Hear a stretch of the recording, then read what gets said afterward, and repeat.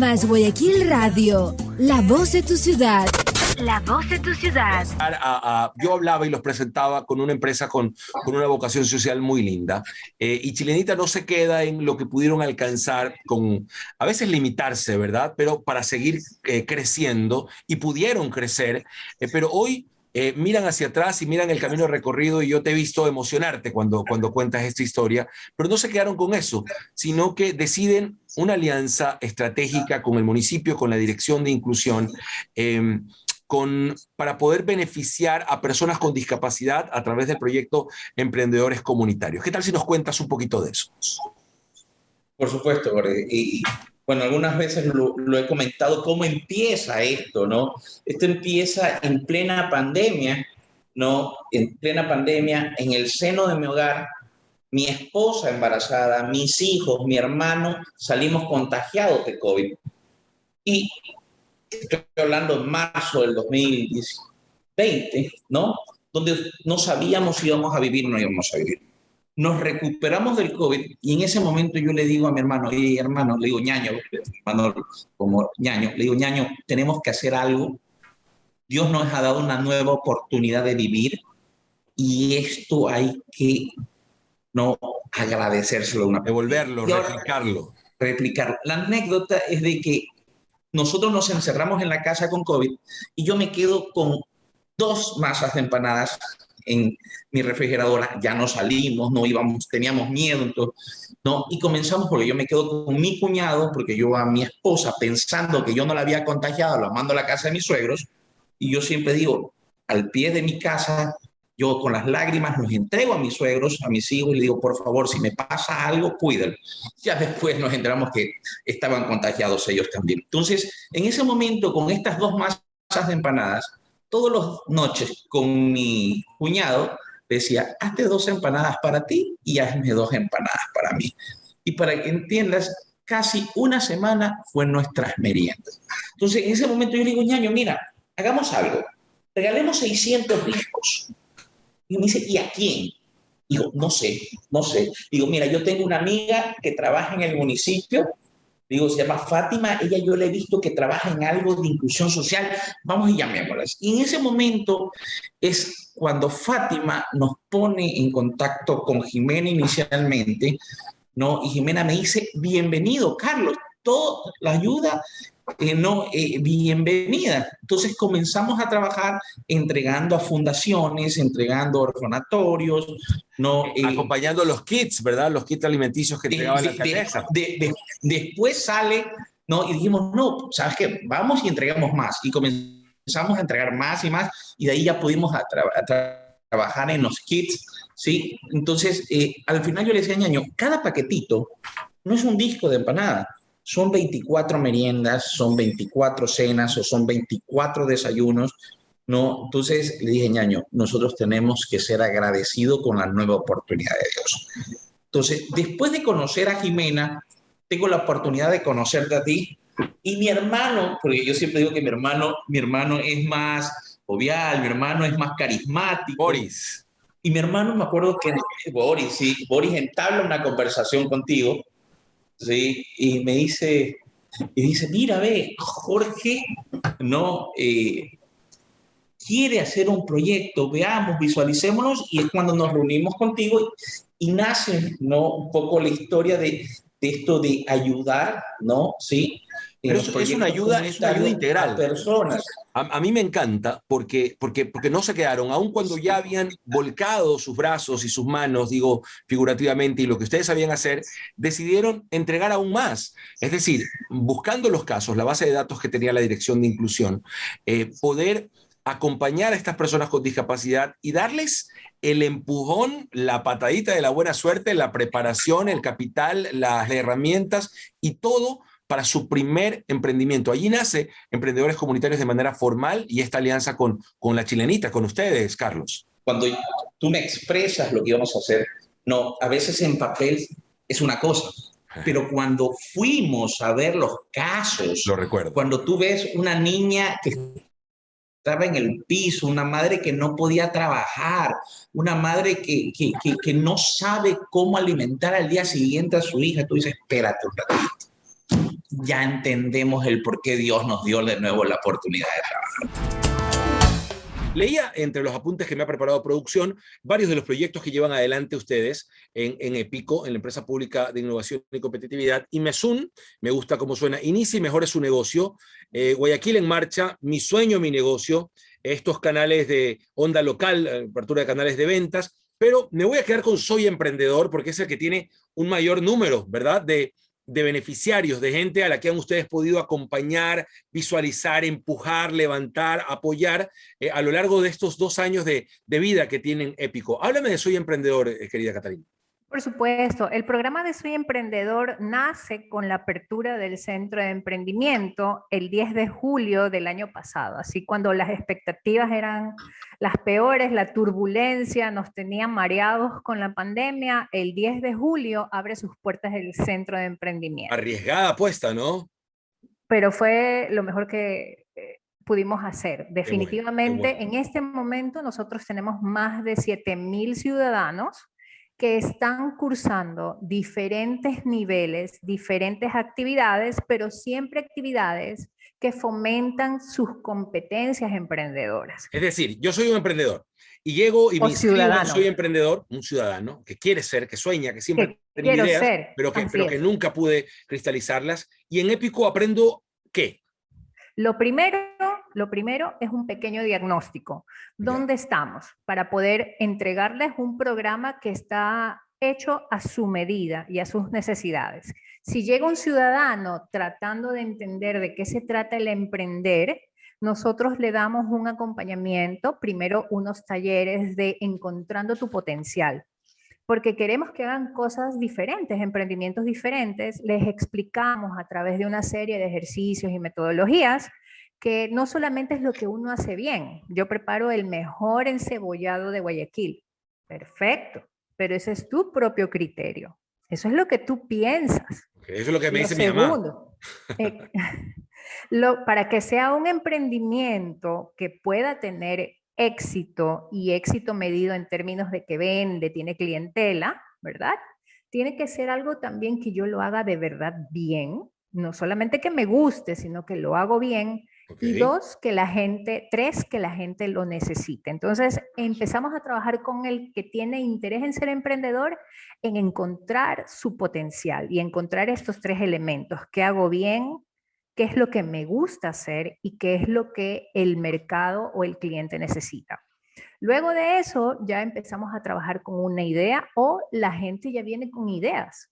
Quiero poner una empresa o un bazar. Te cuento que hay muchísima conciencia y es algo que realmente nos motiva y nos alegra con respecto a emprendimientos sostenibles que tienen un impacto social o ambiental. Hay muchos emprendedores que están trabajando en el marco de la economía circular, reutilizando lo que para otros pudiese u otras industrias pudiese ser desechos, pues para crear nuevos productos. Entonces, Guayaquil realmente es muy vibrante, su gente tiene muchas ideas, hay gente muy creativa. Es realmente muy enriquecedor, ¿no? Desde nuestra posición como empresa pública que está trabajando en temas de emprendimiento, ver tanta madera, estos proyectos. Gente, así es, ¿verdad? Exactamente.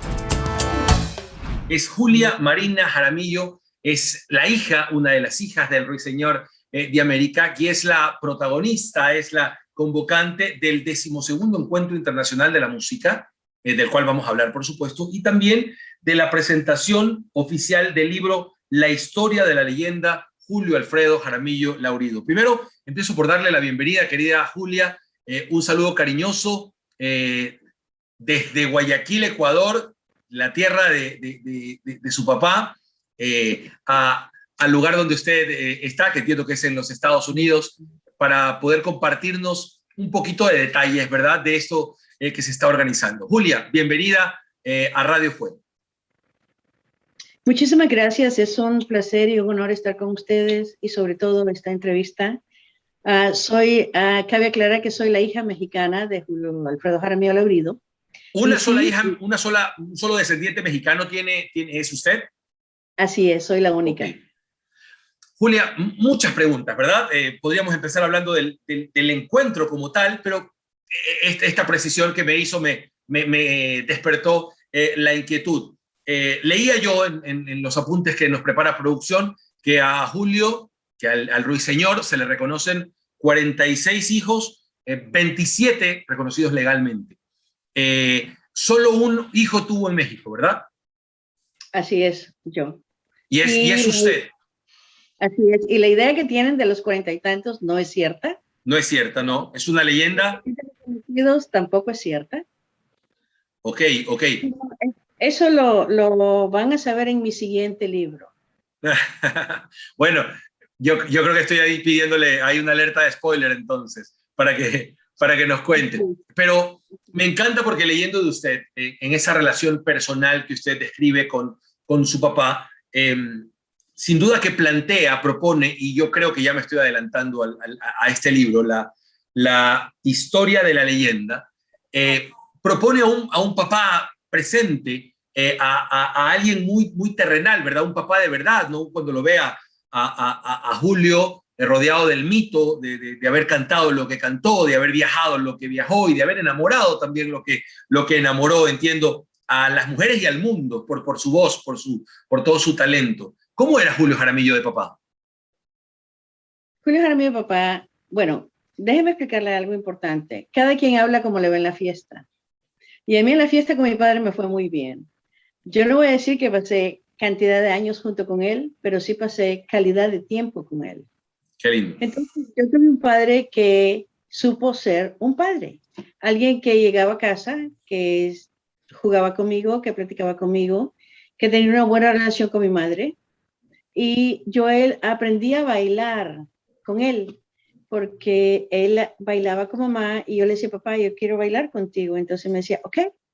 Y me enseñó a quitarme los zapatos, a pararme con mis calcetines chiquita sobre los zapatos de él, a abrazarme sus piernas que apenas llegaba yo hasta sus rodillas.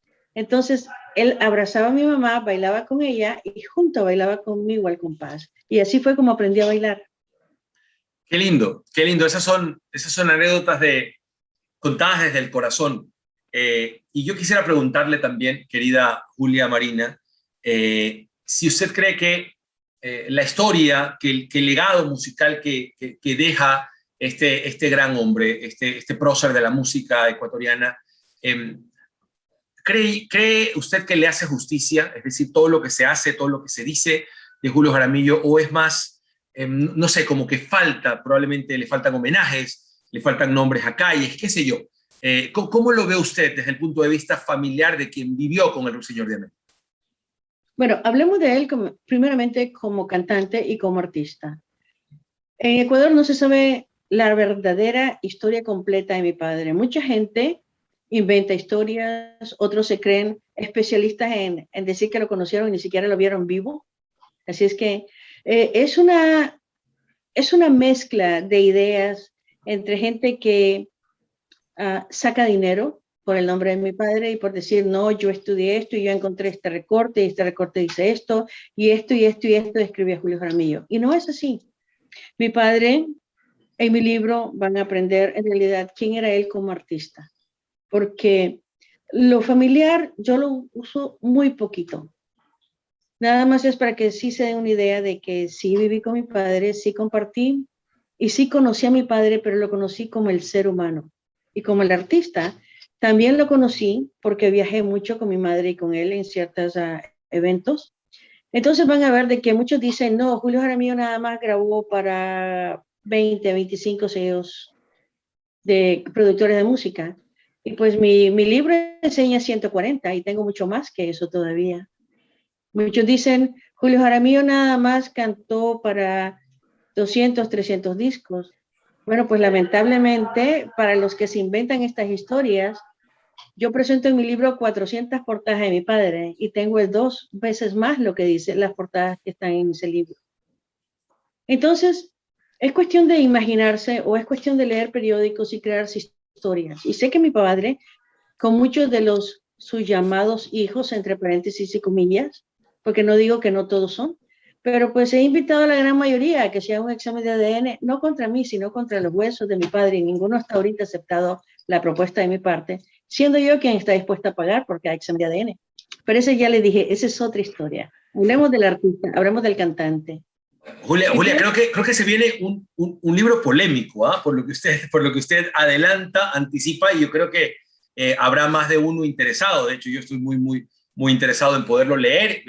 Cuando hay un personaje que concita tanta atención, tanta admiración, yo creo que mucha gente devora lo que se publica, a veces cierto, a veces no, y esto genera probablemente esta confusión que con el pasar de los años se vuelve parte de la historia, ¿no? Y uno repite un dato, por ejemplo, el número de hijos, que usted dice que es impreciso. Así es impreciso. Y oficialmente digo que es impreciso porque todos los que se llaman hijos de mi padre y los que no se llaman también, yo tengo el acta de nacimiento de cada uno de ellos.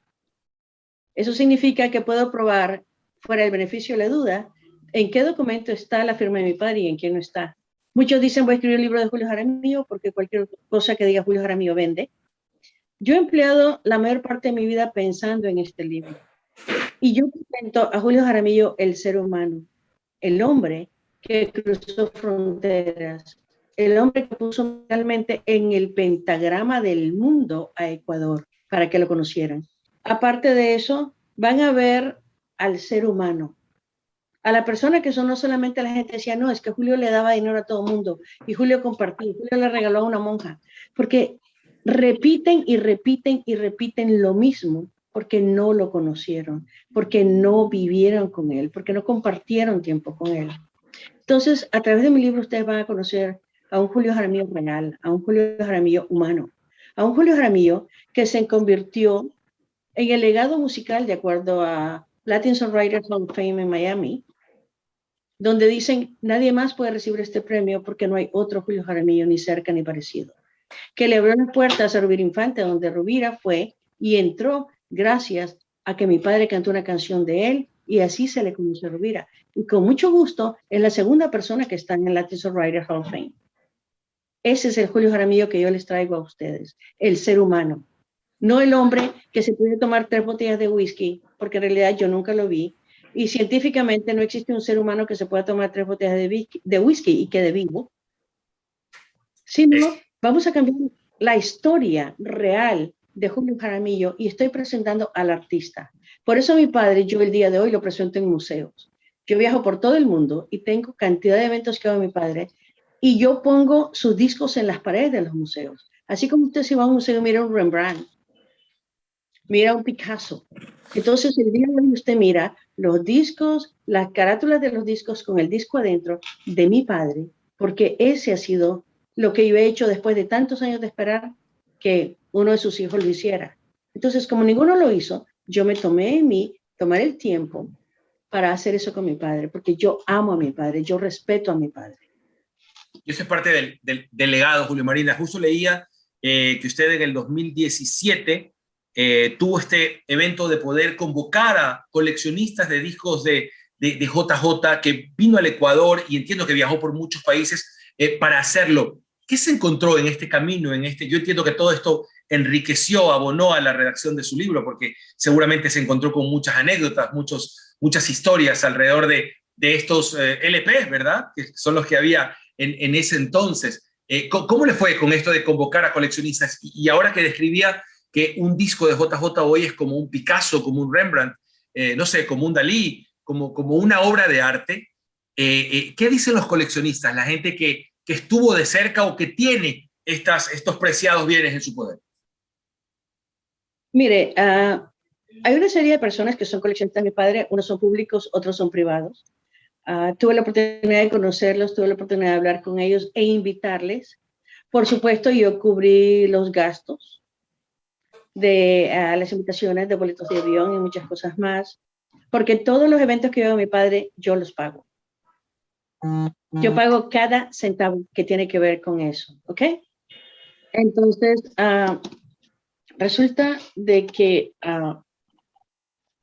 ellos mostraron discos, mostraron una serie de cosas. Tenemos un par de coleccionistas en Guayaquil que son muy buenos. Pero el problema es cuando se inventan las historias. El problema es cuando dicen, ok, Julio Jaramillo no hacía estos discos, o sí hacía estos discos, y sí cantaba o no cantaba. La voz de mi padre es única, es irrepetible e inigualable. Ahora, hay muchas cosas, como le repito, que no saben y van a conocer y van a descubrir a través de mi libro, porque una de las cosas que tiene mi libro importante es que mi libro tiene pruebas de cada palabra de lo que digo. Si yo digo, mi papá cantó Mexicanita y esto sucedió con Mexicanita, usted va a ver documentos que prueban lo que yo digo en ese momento. ¿Se va a reescribir con este libro la historia del gran JJ? ¿Usted cree que pudiera ser, no sé, puede como cambiar para bien o no la imagen de su padre con estos datos que usted aporta, con esta descripción histórica que usted hace de su vida, querida Julia Marina? Mire, mi carrera, soy socióloga y soy psicóloga. Tengo 6 licenciaturas, 4 maestrías y 2 doctorados. La mayor parte de ellos en Estados Unidos y otros en ciertos países en Europa. Pero la importancia aquí es que van a conocer a un Julio Jaramillo real, no a un Julio Jaramillo de inventos ni de anécdotas. No a un Julio Jaramillo de que un día yo me fui al bar y estaba tomando y me invitó y me tomé 6 cervezas con él y luego nos fuimos con 2 chicas. No a un Julio Jaramillo que no le importaba nada, porque le importaban muchas cosas. Le importaba su música, le importaba su forma de ser. Amaba a mi abuela con locura, al punto la prueba está que regresó a morir a Ecuador. Quería a mi tío Pepe, a pesar de que los dos cantaban de una manera diferente y que mi tío Pepe, por una razón u otra, jamás tuvo la fama de mi padre. Pero eso no cortó el amor que se tenían entre ellos. Entonces, ese es el Julio Jaramillo que van a conocer hoy, tan humano como usted, tan humano como yo, con sus errores, con sus horrores, pero también con sus aciertos. Y es por eso que yo creo que sí va a cambiar la historia de él, porque la gente en realidad va a conocer al ser humano que nunca han conocido. Aquí finaliza Más Guayaquil Radio, la voz de tu ciudad. La voz de tu ciudad.